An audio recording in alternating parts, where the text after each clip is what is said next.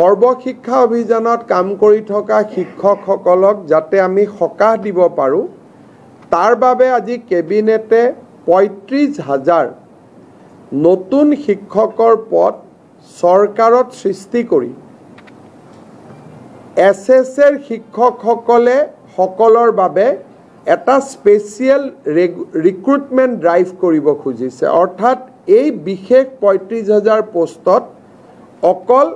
SSR কাম কৰি থকা শিক্ষকসকলেহে আবেদন কৰিব পাৰিব আৰু বাকি নিয়মীয়া যিবিলাক পোষ্ট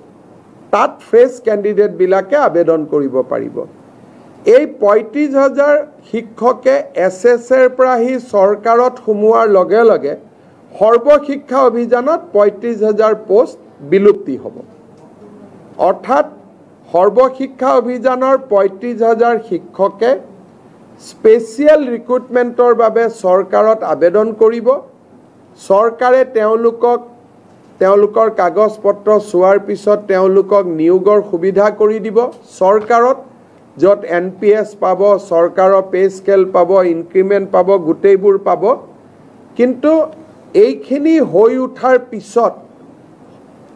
সৰ্বশিক্ষা অভিযানত পূৰ্বতে কাম কৰি থকা তেওঁলোকৰ পদসমূহ বিলুপ্তি হৈ যাব। অৰ্থাৎ আমি ৰেগুলাৰাইজেশ্যন কৰিব নোৱাৰাৰ বাবে আমি স্পেচিয়েল ৰিক্ৰুটমেণ্ট ড্ৰাইভ সৰ্বশিক্ষা অভিযানৰ শিক্ষকসকলৰ বাবে কৰিব খুজিছোঁ।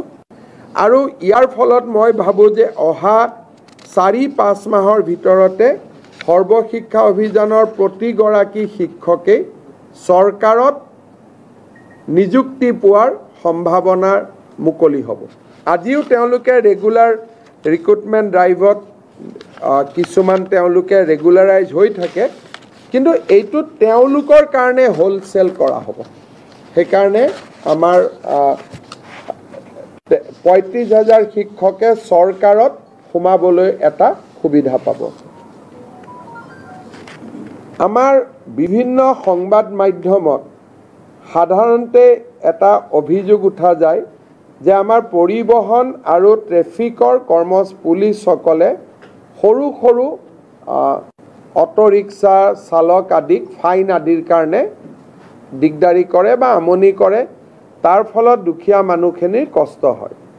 আজি কেবিনেটত আমি দুটা সিদ্ধান্ত লৈছোঁ যে বাইকৰ আৰোহীক টু হুইলাৰত এক্সেপ্ট হেলমেট আন কোনো কথাত ফাইন কৰিব নোৱাৰিব। অকল হেলমেট নিপিন্ধিলে ফাইন হ'ব, বাকী আৰু কাগজ নাই, পত্ৰ নাই, এইবিলাকত যিটো ফাইন কৰে সেই ফাইনটো আৰু এতিয়াৰ পৰা নকৰিব। যদি কাৰোবাৰ কাগজ নাই তেতিয়া তেওঁলোকক নোটিছ দিব, তেওঁলোকে কাগজ ঠিক কৰিব, কিন্তু ফাইন নলয় গভৰ্ণমেণ্টে। তাৰ এটা SOP ট্ৰান্সপৰ্ট ডিপাৰ্টমেণ্টে ৰিলিজ কৰিব। দ্বিতীয়তে অটো ৰিক্সা, যিকোনো 3 হুইলাৰ, তিনিচকীয়া যুক্ত গাড়ীক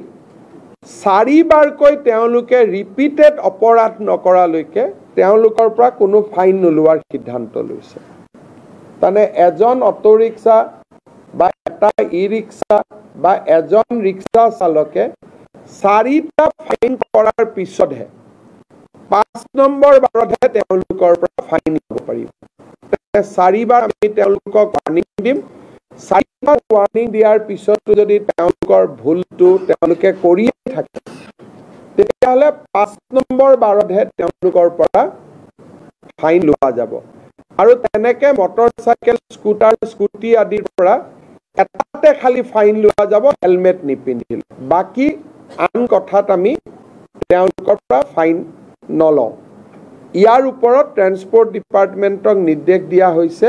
যে আপোনালোকে এটা SOP বনাই অহা 15 দিনৰ ভিতৰত আপোনালোকে প্ৰকাশ কৰক, যাতে অটো ৰিক্সা, ৰিক্সা, ই-ৰিক্সা এওঁলোকে যাতে ফাইন আদিৰ পৰা ৰক্ষা কৰিব খোজে।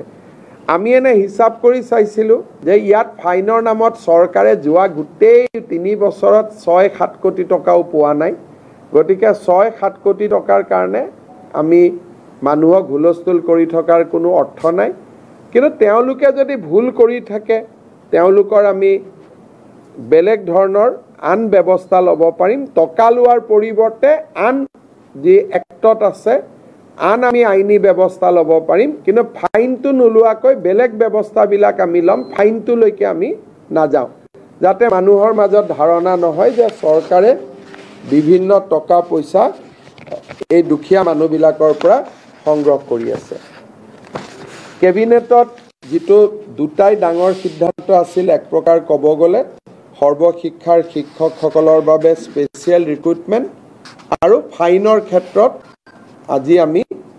বহুখিনি শিথিল কৰাৰ যেটো ব্যৱস্থা এই দুটা ব্যৱস্থা নলবাৰী তেওঁলোকে 2 লাখ টকা লাভ কৰিব 1 লাখ টকা লোন হ'ব 1 লাখ টকা গ্ৰান্ট হ'ব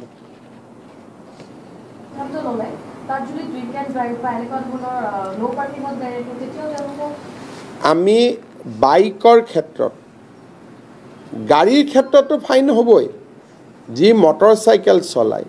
মটৰচাইকেল চলোৱাক আমি অকল হেলমেটৰ ক্ষেত্ৰত ফাইন কৰিম ড্ৰিংক এণ্ড ড্ৰাইভ আদি কৰিলে আমি এই কথাটো এতিয়া অনা নাই কিন্তু আমি বৰ্তমান সিদ্ধান্ত লৈছোঁ যে মানে হেলমেট নিপিন্ধিলে আমি ফাইন কৰিম বাকি কথাবিলাকত এনেকুৱা এই মটৰচাইকেলবিলাক আমাৰ চুইগি বিভিন্ন ল'ৰা ছোৱালীয়ে চলায় আৰু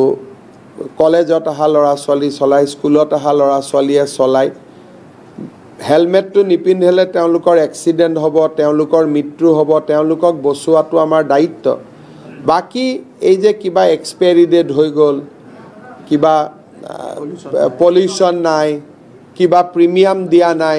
সৰু সৰু কথাৰ কাৰণে যিবিলাক ফাইন কৰে ড্ৰিংক এণ্ড ড্ৰাইভটোতো ফাইন থাকিবই কিন্তু সৰু সৰু কথাৰ কাৰণে যিবিলাক ফাইন কৰে কেতিয়াবা অভিযোগ আহে যে লাইচেন্সখন 2 দিন পাৰ হৈ গ'ল কবাত ৰেজিষ্ট্ৰেশ্যন নম্বৰটো নাই কবাত পলিউশ্যন নাই বাকি কথাবিলাকৰ যেটো ফাইন কৰে তাক আমি প্ৰথম ৱাৰ্নিং দিহে পিছত আমি আইনী ব্যৱস্থা ল'ম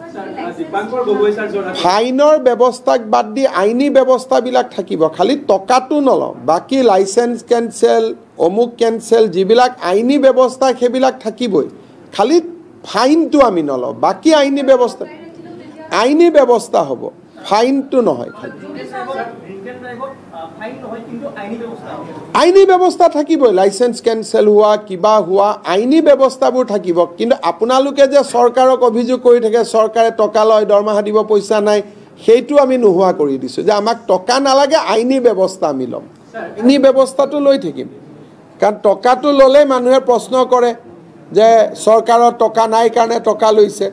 আইনী ব্যৱস্থাটো অব্যাহত থাকিব খালি টকাটো নলওঁ দুটা এতিয়া উঠে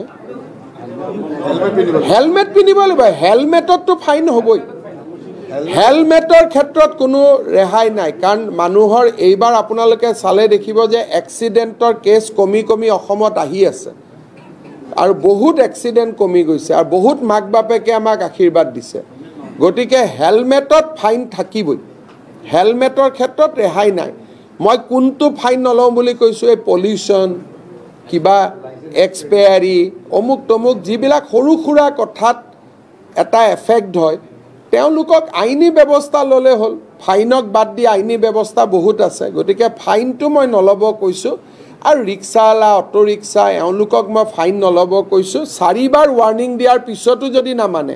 5 নম্বৰ বাৰ ফাইন ল'ব 4 বাৰ আমি ৱাৰ্নিং দিব খুজিছোঁ